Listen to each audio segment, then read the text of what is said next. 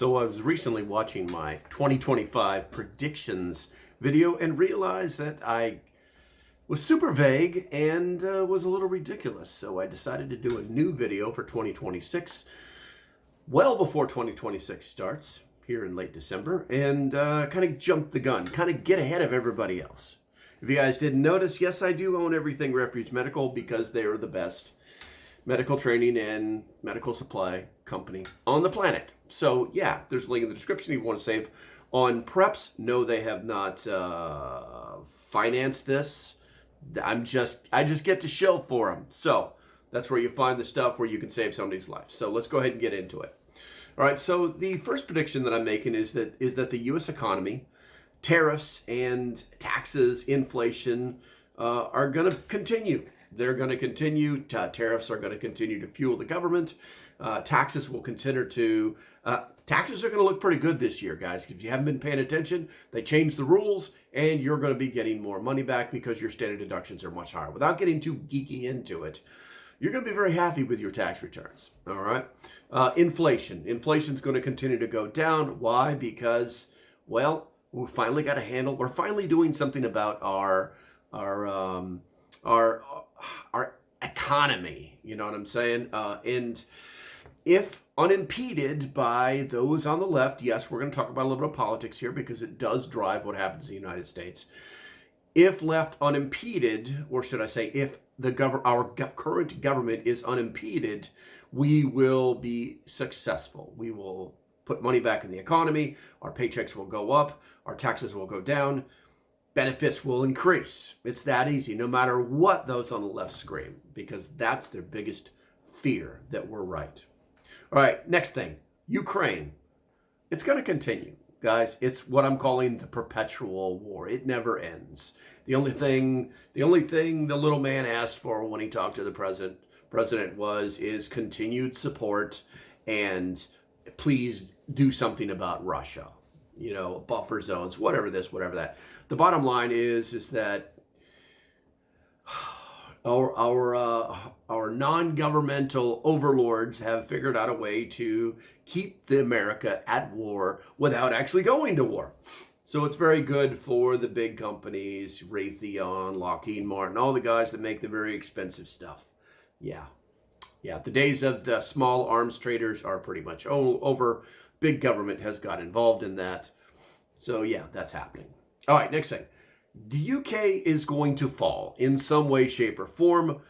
And I'm not sure of the total outcome. And the reason why I don't is because these falls generally happen after the government has well overreached. And that is what we're seeing if you're paying attention to any of that. That's what's happening in the UK. There will be some form of revolt. The government will fight back. And they'll lose. Because regardless of how many cameras you have in your country, those people in the UK, there's going to be more people than cameras, and the people will win. A new government will be installed. But the question will be, is the new government worse than the old government? There's a question. But the UK, as we know it, will fall. All right. Side note, Supreme Court decision came down this week, 6-3, about the Illinois National Guard. This is not news. This is something that was planned. This is going to, it spoke to government overreach with the use of the National Guard to support ICE. The 6-3 decision said that, yeah, that's probably not constitutional. But they gave the president leeway to do what he needed to do. So with that said, they literally took something out of the president's toolbox, allowing him to slip into the use of the Insurrection Act. You're going to hear more about that in the next month or so. After the holidays cool down and happy, joy time is over with, you're going to start seeing more Insurrection Act stuff. Now, within our government, basically because we have three branches of government, not to bore you, but the government infighting is going to continue amongst the three branches of government. Now, liberals, hold on to yourself. I'm a conservative. I'm an independent. I'm neither a Republican or Democrat. But liberals will likely win the House, possibly the Senate, taking over the Congress as a whole. What do? They will impeach the president again for something completely ridiculous, and none of it will matter. They will attack your First and your Second Amendment rights. This is what they've told us they're going to do this stuff. They've told us this is what their plan is, so expect it. Now, on the Supreme Court side, or SCOTUS, they will be used to allow the administration to act the way they want to. Right now, I'm anticipating the Chief Justice, Roberts. He could be stepping down because he's coming under a lot of pressure. He's young. He might want to not live his life out, under this kind of pressure. But this creates problems for both parties. So just kind of keep an eye out for that. That's just a prediction. But judicial infighting is going to continue. The district courts have been defying the Supreme Court's rulings. Recently, there was a 9-0 decision on a Fourth Amendment's right where a circuit ruled against SCOTUS, against the Supreme Court. You're like, wait a minute, the Supreme Court said this. Oh, no, we don't believe you. So there's infighting happening within our judicial system as well, and this is directly related to the left. The constant the red versus blue fighting, the red versus flag. Now, on the presidential side, he continues to better the nation. This is the biggest thing that the left doesn't want you to know. They don't want you to know, and this is their biggest fear as well. They don't want you to know or believe that what he's doing is actually benefiting the individual, not just the country, but the individual. They talk about, America first all the time. We talk about it all the time. Everybody talks about it. But they never say the individual is doing better. They always want you to make you feel like you're doing worse. But that's just not what's happening. So, with that said, they're continuing to dismantle the deep state. They're going after the tainted FBI. Recently, and you're going to see more about this, but recently they've come down with the final orders to close the J. Edgar Hoover building. A lot of people don't know this, but it's actually one of the most bugged buildings in the United States. They'll never admit to that, but that's the truth. It's happened so many times, it's not even funny. Every time they go to do new construction, they say, hey, what's that wire go to?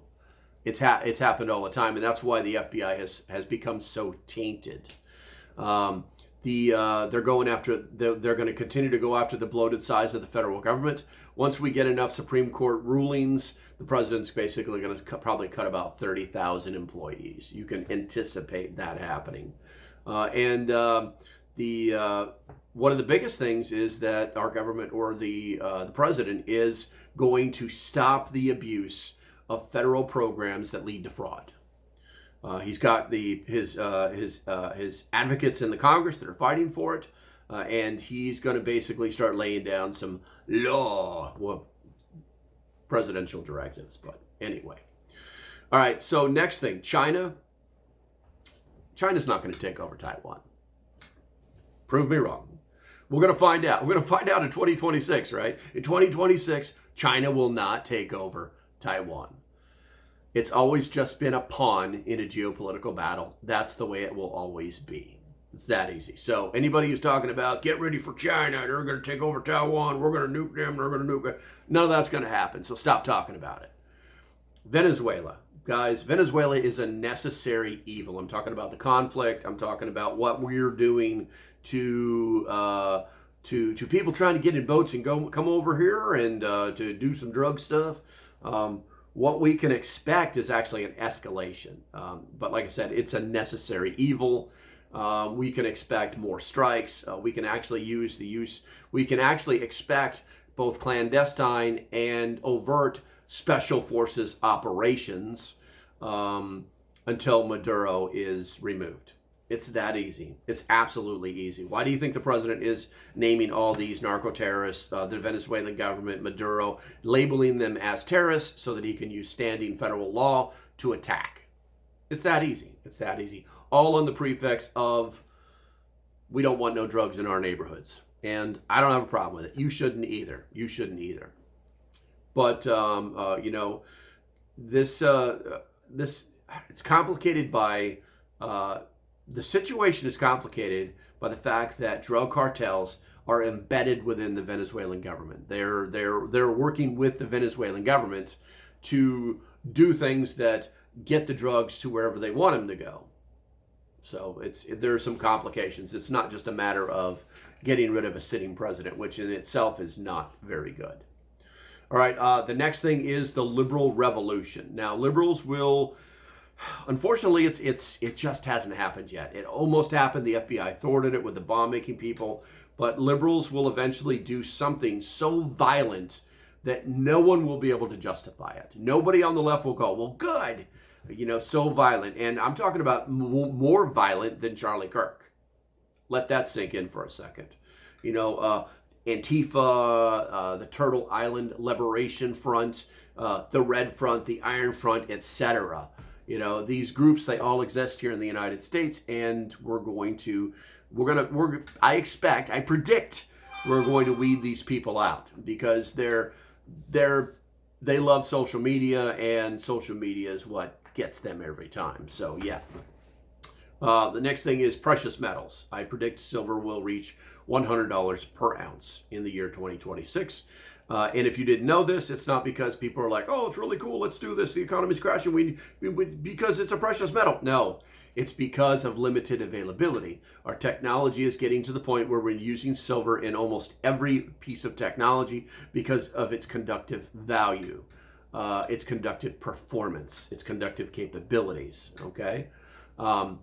And they don't have as much as they need. So until they come up with something that works just as well, that's not more expensive like gold, which is the standard, then the price will continue to go up. So hang on to your silver and maybe cash it in next year for Christmas presents or something. It'll be worth even more then. All right, immigration, commercial license. Currently with immigration, the immigrants are starting to fight back. They're starting to fight back legally, and they're being taught to do this by the liberals, okay?